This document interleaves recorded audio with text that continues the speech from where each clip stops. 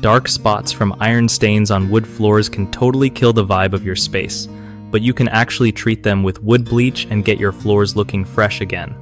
So, first things first, you want to test that wood bleach on a small, hidden spot to make sure it does not mess up your floor's finish.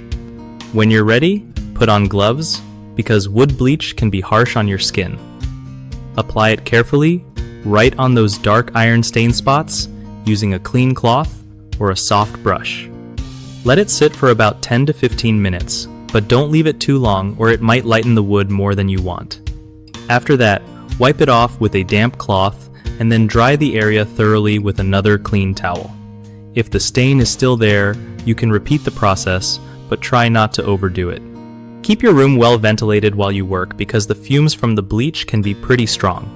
Finally, once you're done, consider applying a wood finish or polish to help protect the area and bring back some shine.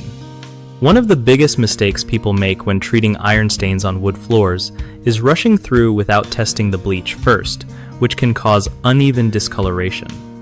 Another common issue is leaving the bleach on too long, leading to damage or overly light spots that stand out more than the stain did.